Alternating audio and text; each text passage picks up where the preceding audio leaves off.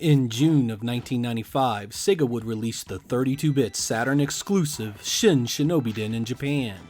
Much like the Genesis games before it, this action platformer would take another step forward with the block mechanics found in those games.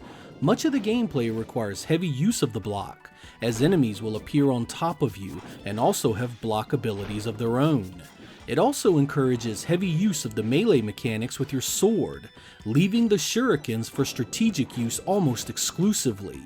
This is in stark contrast to the previous Genesis and Mega Drive games, where melee attacks took a backseat to your distance arsenal.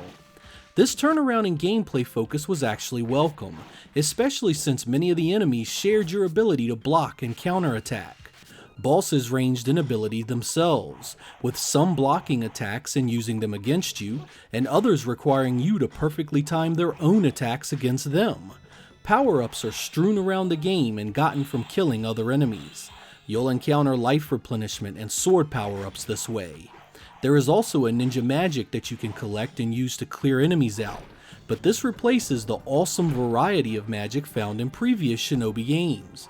This was definitely a step back in design, as the old magic system allowed fantastic strategy to be used at various points in those games.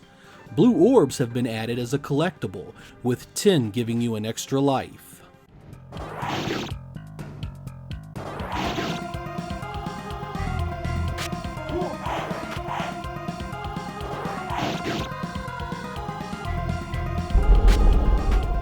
Shin Shinobi Den's graphics are perhaps its biggest departure from the previous games in the series.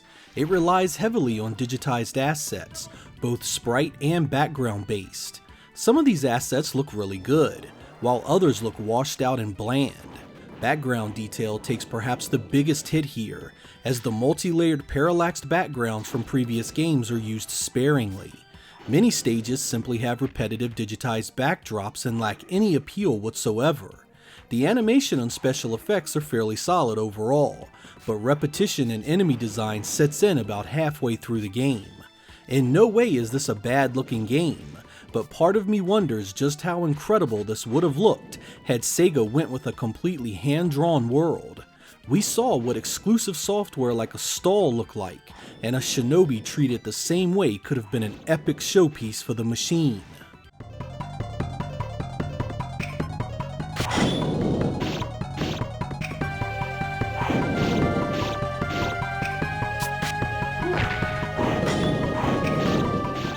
Sound design is another area of curiosity with Shin Shinobi Den. The Japanese version here is produced with a more movie-style sound production that sounds very different from the funky techno and synthesized beats of the past games. I wouldn't call it bad, it's just different, and lacks the old style's effectiveness.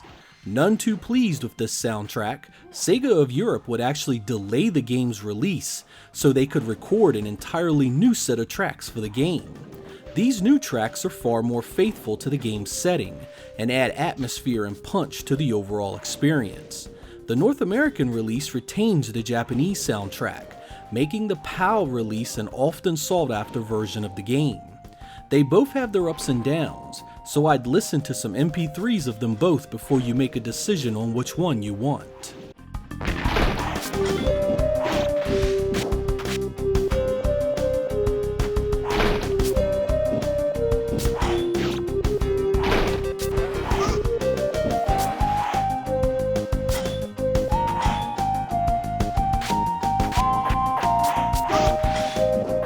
The story-based cutscenes are both terrible and great at the same time.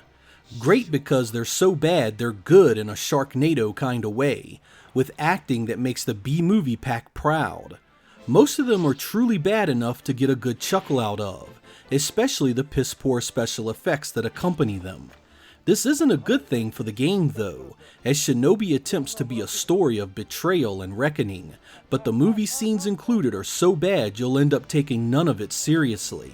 This dampens the game experience, and I honestly would have rather have just had the opening tech cinemas of the past 16-bit games in its place. What we are left with is a game that is quite frankly a solid overall experience. It's better than most people give it credit for, and one that is certainly worth playing if you've never fired it up. The game is challenging as hell in its later half, with lots of insta-deaths and respawning enemies, but smart play will get you to the end. I do often wonder what this game could have been if Sega had gone the more traditional route of game design and shunned the digitized assets and used its cinema budget elsewhere. What is a solid experience now could have been a home run classic for the ages. I won't hold that against the game though, and Shin Shinobi Den is still a Saturn game worth owning. Just make sure you don't have a second controller plugged in when you try to play it.